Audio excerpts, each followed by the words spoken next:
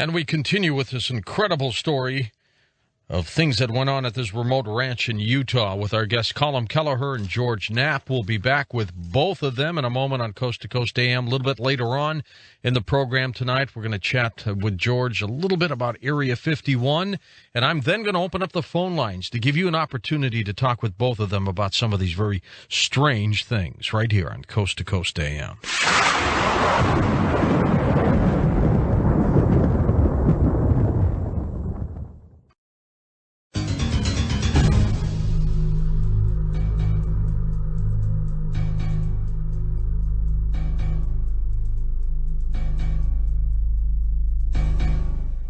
Colin, we were talking about the apparent demonic attacks on this ranch, and my thoughts were that if they were, purely extraterrestrial visitations, I don't think they'd be that evil. So what's going on there? Yeah, we really looked at a whole bunch of different hypotheses, including the so-called extraterrestrial hypothesis, and we gained the idea that maybe the military was sort of experimenting with exotic technology out there. We were exploring the idea of some kind of a dimensional phenomena. So we had a whole bunch of different, and we also explored, by the way, that the idea that the family had hoaxed everything. We explored the idea that both the family and the researchers on the property were hallucinating, and we ruled that out. In short, we never actually gained enough scientific evidence to really go down the route of the extraterrestrial hypothesis or go down the route of the interdimensional hypothesis. But what we did know was that there was a combination. It was not only dark incidents that were happening on this property. For example, on the very day that the Gormans had finally... They had sold the property, and they were taking the last drive through the property. In broad daylight, they saw the silver disc that came low over the ridge, which was to the north of the property, flew right over the property, stopped, and as they both looked at it, and this was broad daylight, it just vanished in this brilliant brilliant blast of light. And both of them felt the sort of happiness that they had never felt on that property. So, there were. It was not only sort of the dark, demonic kind of stuff that was happening, but there was also stuff that was not immediately sinister. It was not all completely dark. Maybe they were just relieved, Colin, to get out of there. They were very, very relieved to get out of there. Yeah, but. There were other incidents that were not directly sort of attacking them, but by and large, I think they were feeling threatened, especially by the incidents that George had talked about, which is the day-to-day, low-level poltergeist activity continually happening in their surroundings. And if you put those sort of day-to-day incidents against the backdrop of their economic situation, which is slowly going down the drain because of these spectacular mutilations and disappearance of their cattle, then you add two and two together, and by mid-1996, they really had made the decision to get the hell out of there. You look at the idea of whether or not it's evil, and and we tackle that in the book. Frankly, we don't have enough information to answer it one way or another, and it certainly seems at times evil to us, to humans. The effects were dramatic and terrible on the family. I mean, they were a wreck by the time they finally got out of there. But you know what? We really can't even guess is if that was the intention of whatever was behind this. It had a trickster quality to it, sometimes playful, always interactive, generally kind of clever, always one step ahead of both the family and the NIDS team, as if it was able to anticipate the next move. So we could see it as evil, and the effects, some of them were evil, but whether that was the intention or whatever was behind it, we can't even really surmise. Well, once the Gorman family moved out then, sold the property, did the NIDS team that came in, including you, Colin, did you start experiencing some horrible things? Well, it was pretty quick, actually. In August to September of 1996, we moved in an entire sort of command and control center We moved in equipment, we moved in personnel. So the atmosphere on the property changed dramatically within that sort of August-September framework.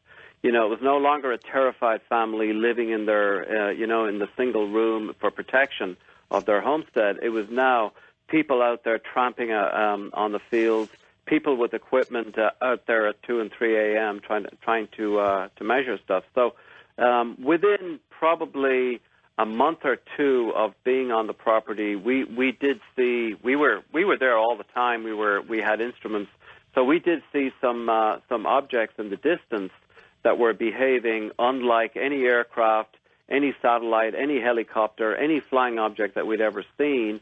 There were 4 witnesses to that first incident. It was distant, and it was certainly not in-your-face spectacular like the Gormans had been talking about, but it was a beginning. And then a couple of months later, myself and another physicist were outside the Command and Control Center about 1 a.m. on a November night, and this object came in over the ranch. It was completely silent.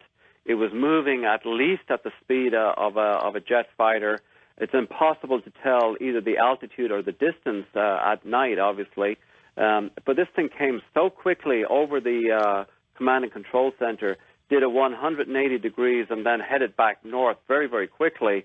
By the time we got cameras to bear on the thing, it was moving right over the ridge, and we got 1 or 2 quick photographs of it. But, you know, a distant blur on a photograph is not really good for photographic analysis. No. Were you convinced, though, Colm, that whatever you saw was physical as opposed to some kind of a dimensional illusion?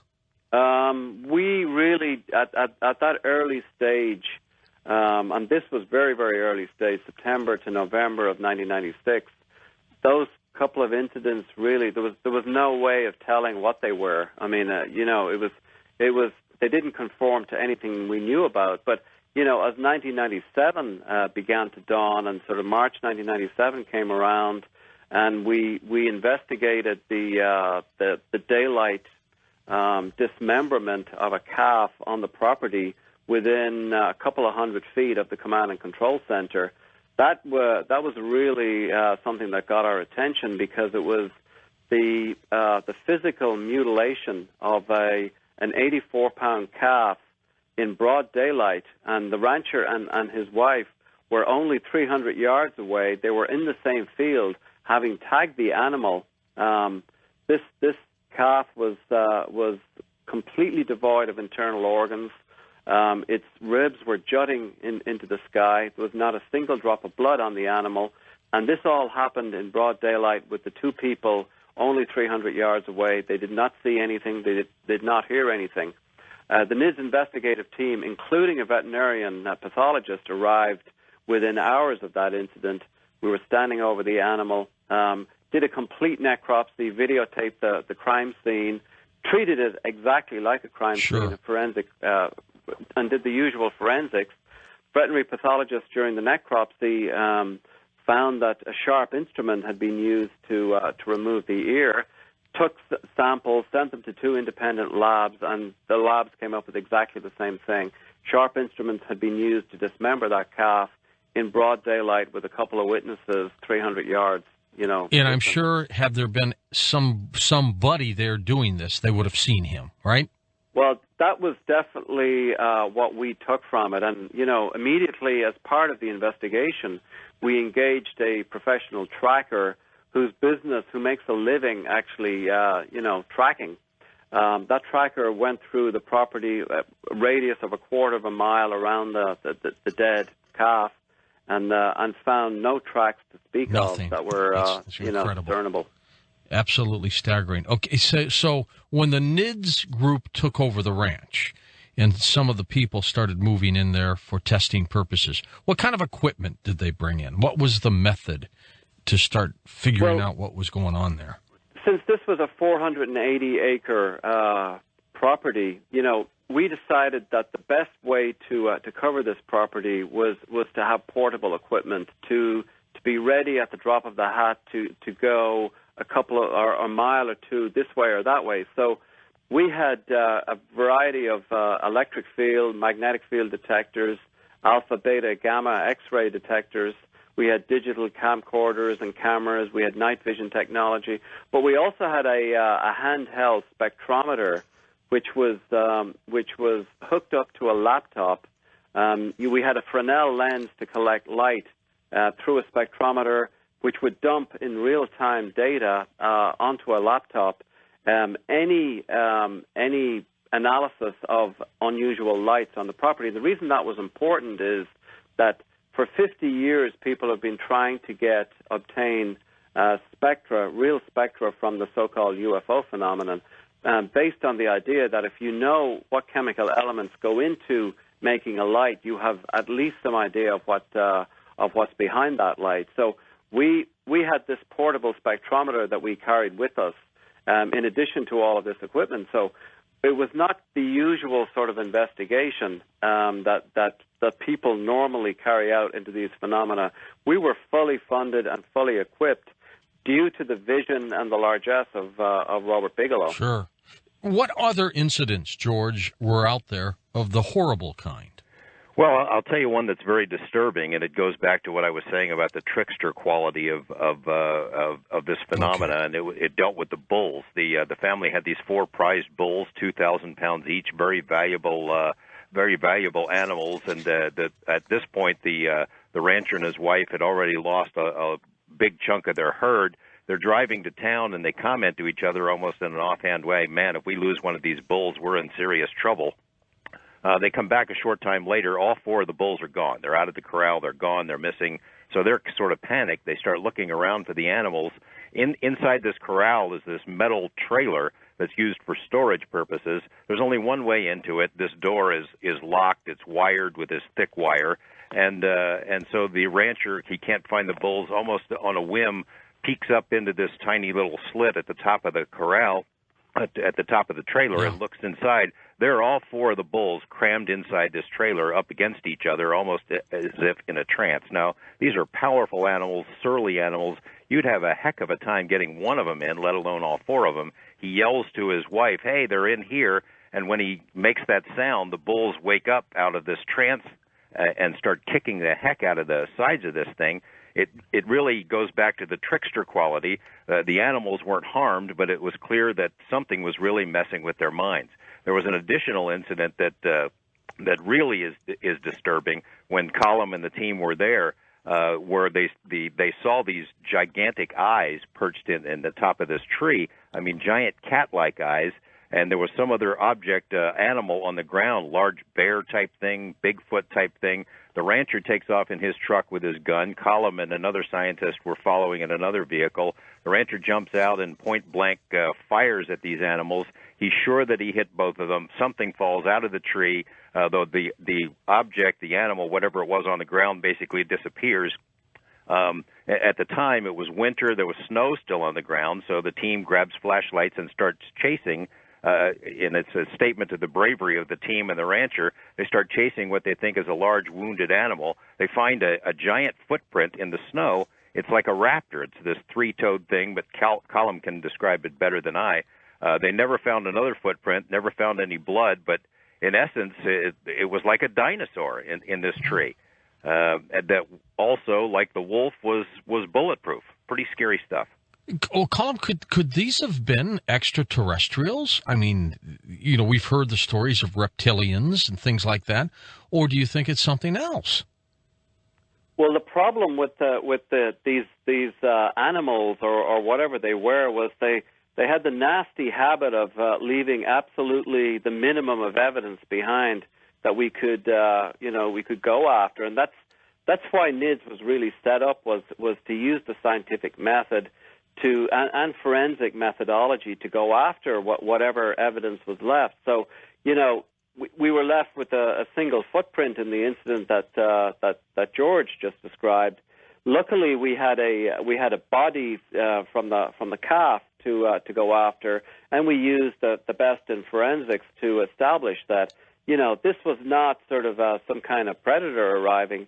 This was a sharp instruments were used on the calf that was dismembered And actually, interestingly, the incident that George has just described happened 2 nights after the dismemberment of that calf, and it happened in very close proximity to where the calf had been taken apart. So we think, or we hypothesize at least, that those 2 incidents were part of a continuum of high strangeness on the property. But in terms of nailing down, okay, was what was happening, quote unquote, extraterrestrial? Was it interdimensional?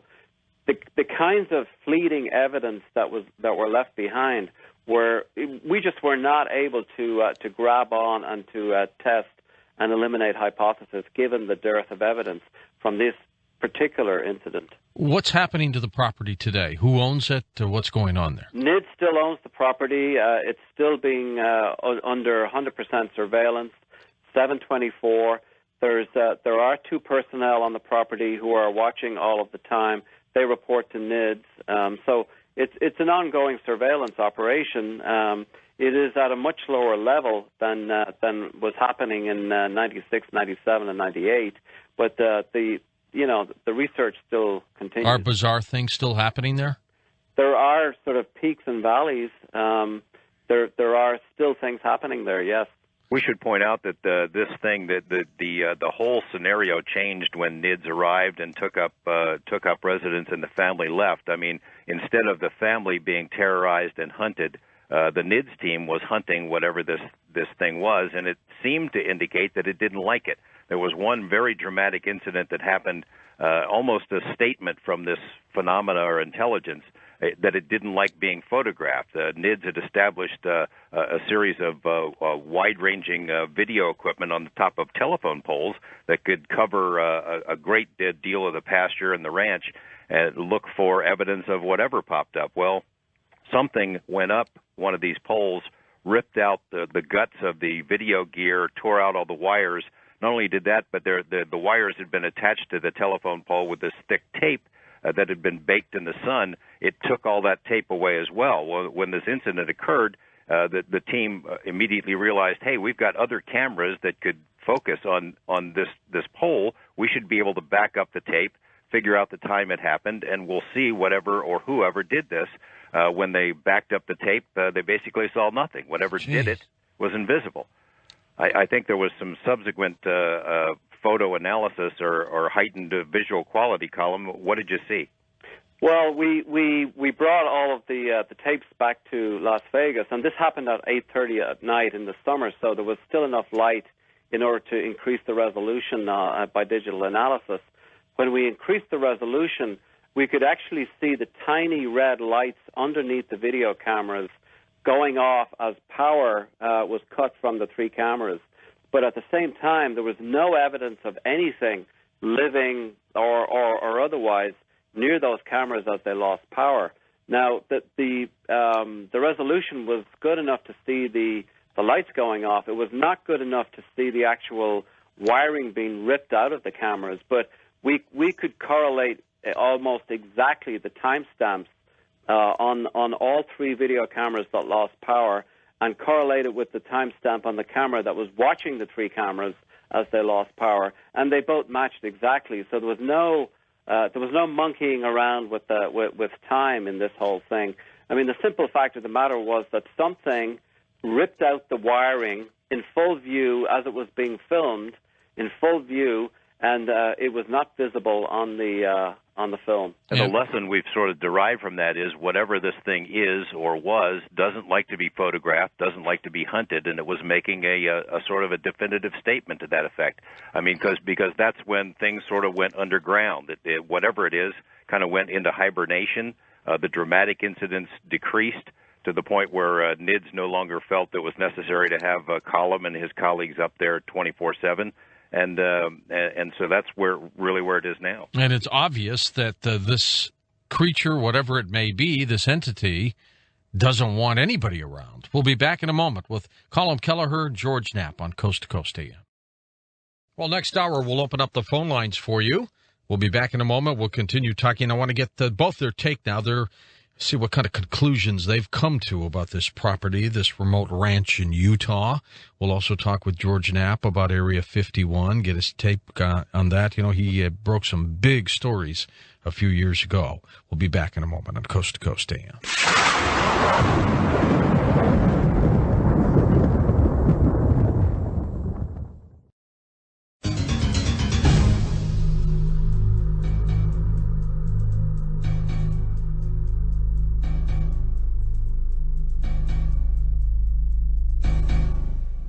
And those of you just popping in, we're talking with Colm Kelleher and George Knapp about an incredible story at a remote Utah ranch. Strange things occurred there over the years, still do.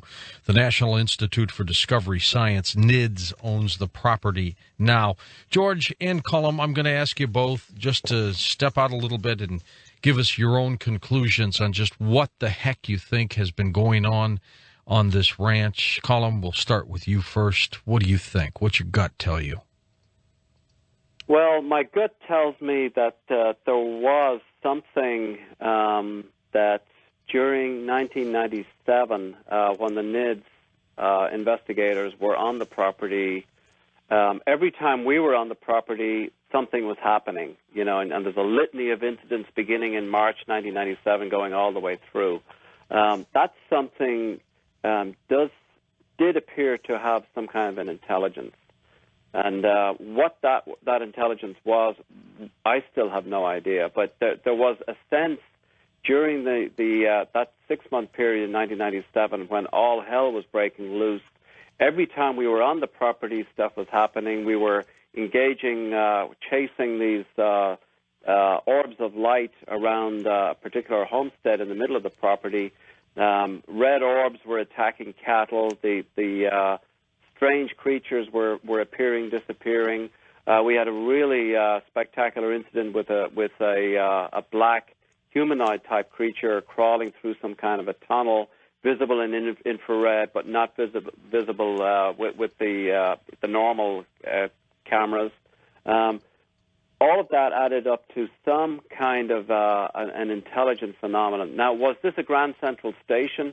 Did it happen to be just some kind of a location that attracted a whole bunch of diverse and unrelated phenomena? We have no way of knowing, but we do know that what was ever on this property is potentially intelligent and should be investigated further by science. I mean, one of the reasons that we wrote this book, The Hunt for the Skinwalker, is to begin to ask folks that perhaps this is the kind of stuff that should be looked at by science in the future, rather than sticking to the straight and narrow of mainstream science.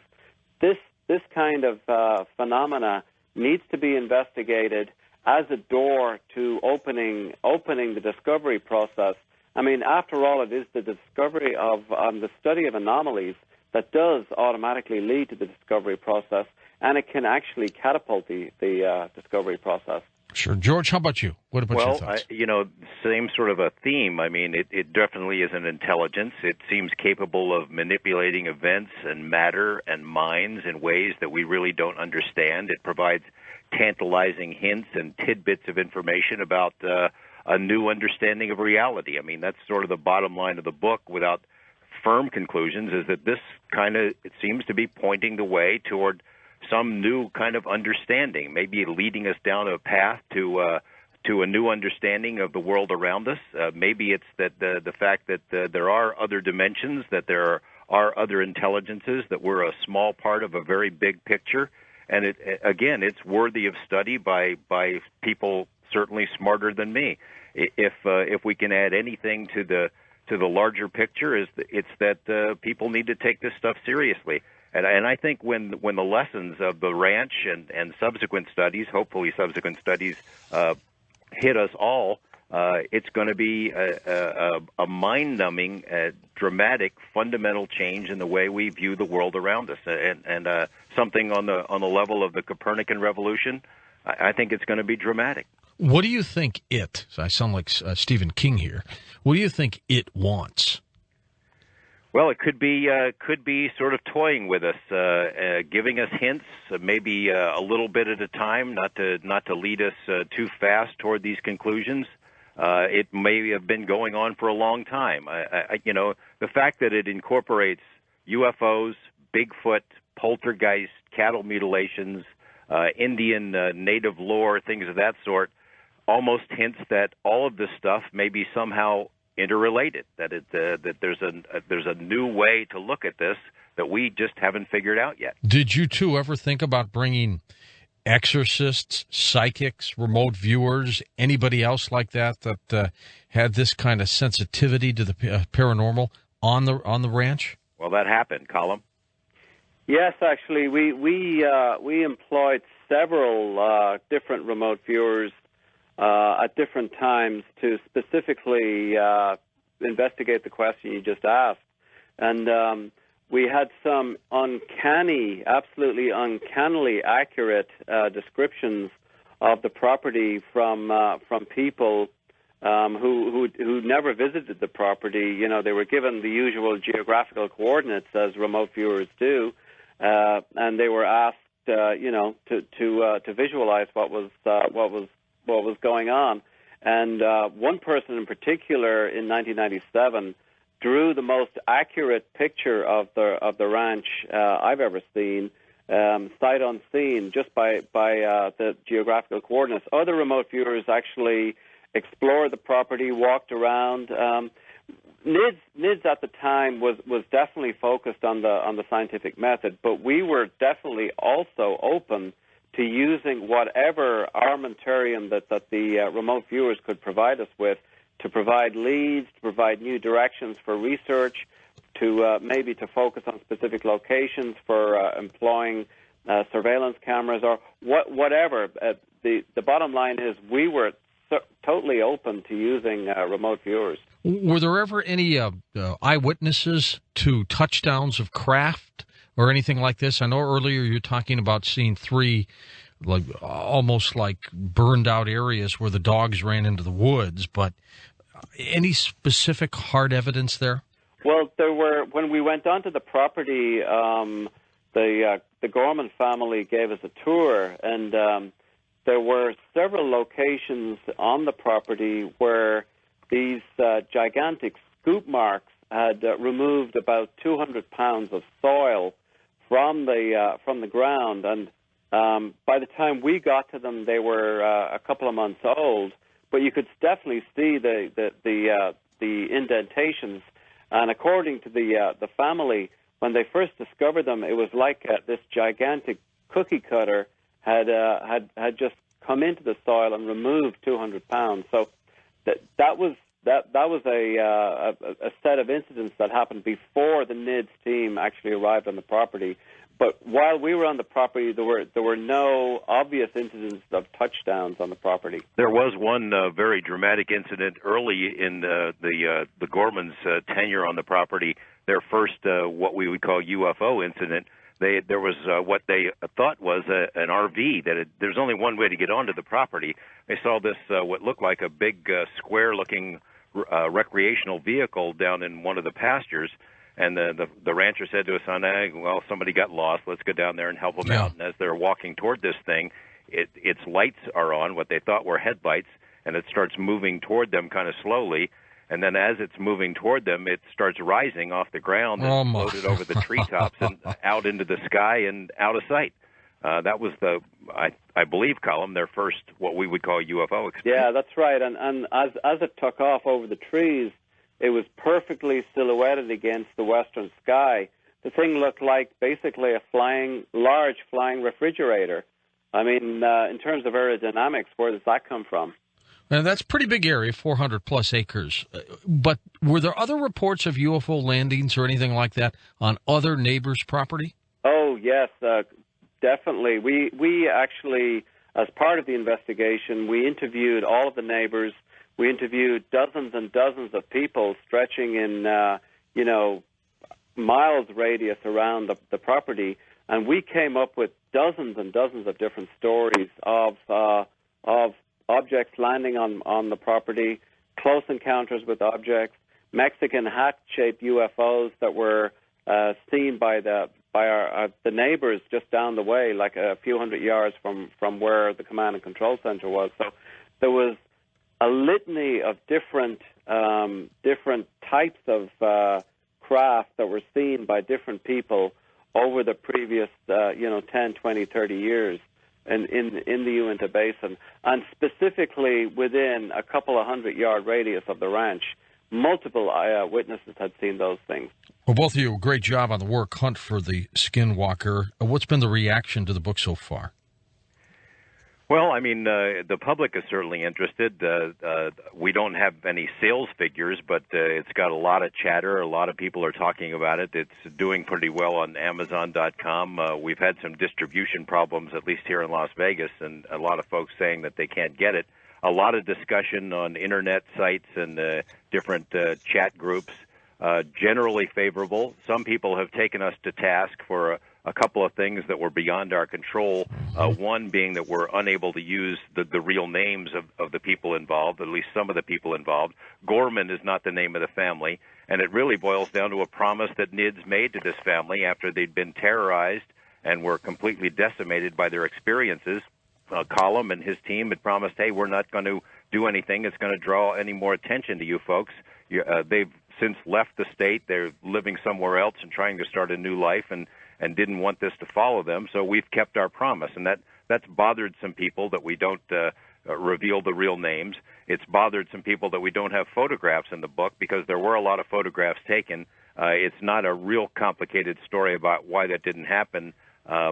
My experiences on the ranch, I was looking to produce a video documentary. I'm thinking as a TV guy, and didn't have still photos. So if we had been able to take the photos that I should have taken during my earlier visits, they would have been in the book. A lot of photos were taken by the NIDS team. They were owned by NIDS, and by the time we got permission to use them, it was too late to get them in the book. But it's no secret what the real names of the family are. They've been published before NIDS got on the scene. It's no secret what the ranch looks like, because a lot of photos have been published. So people are kind of nitpicking about it, but honestly, this was an honest effort. The stuff that NIDS did is what science is supposed to do, and they should be applauded for it and not criticized. I mean, scientists are supposed to investigate the unexplained and not explain the uninvestigated. These guys, took this on knowing full well that they were putting their careers on the line, that it's tough to get a job working in a government lab or a university after you have this kind of a thing on your resume because of the stigma attached to it. But this is what scientists should do. Is there going to be a TV show here or a program?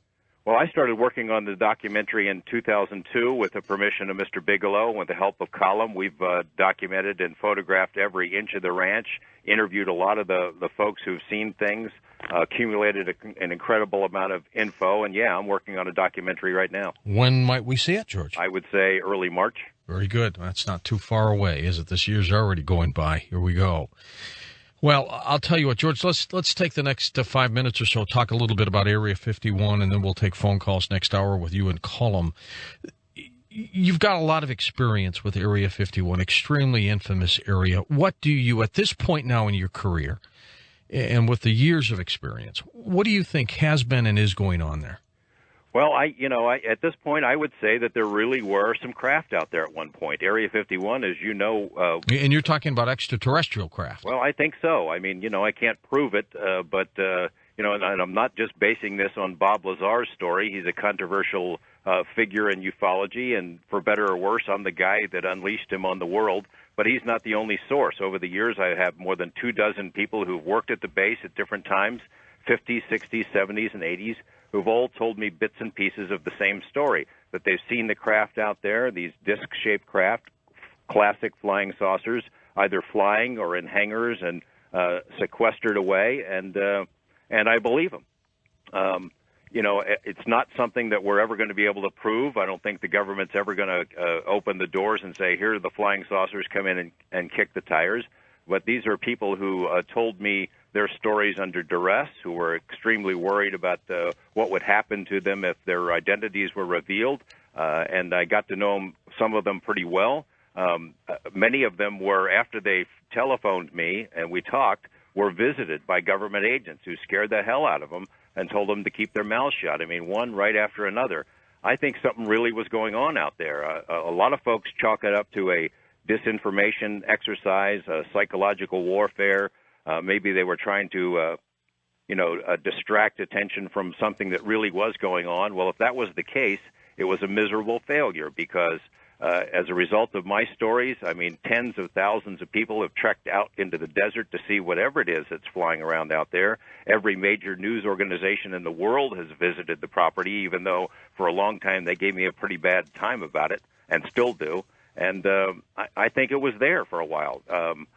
Where it is now, I have no idea. There's too much attention on the base, I think, to reasonably think that it's still there.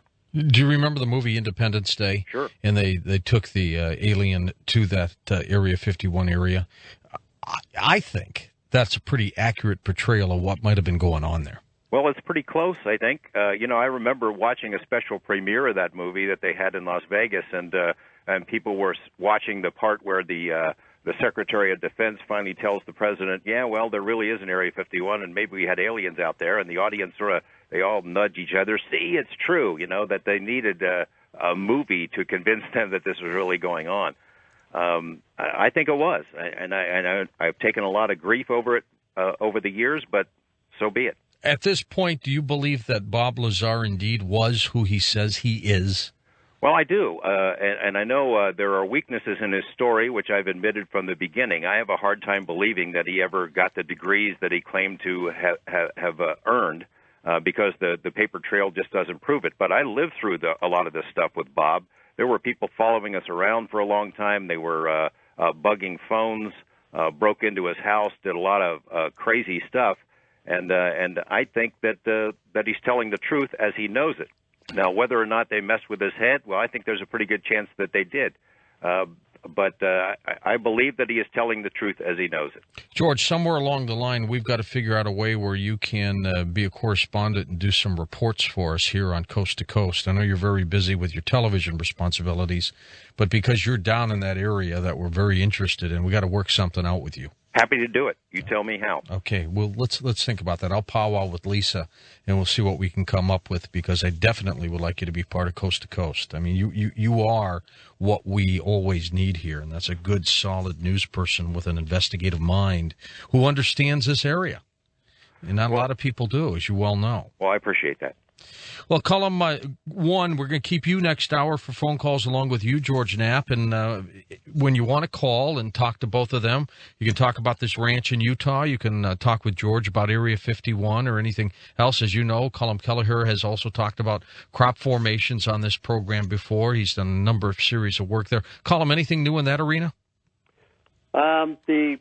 As far as I know, the formations are continuing in the United Kingdom. I have not really looked into it for many, many years now, actually. A lot of the work I was really focused on towards the latter end of National Institute for Discovery Science was using forensics to look at the cattle mutilation phenomenon. And I think if the history will look at the National Institute for Discovery Science, I think, kindly, in that it will really sort of roll out the carpet on the forensic applications to the study of cattle mutilations.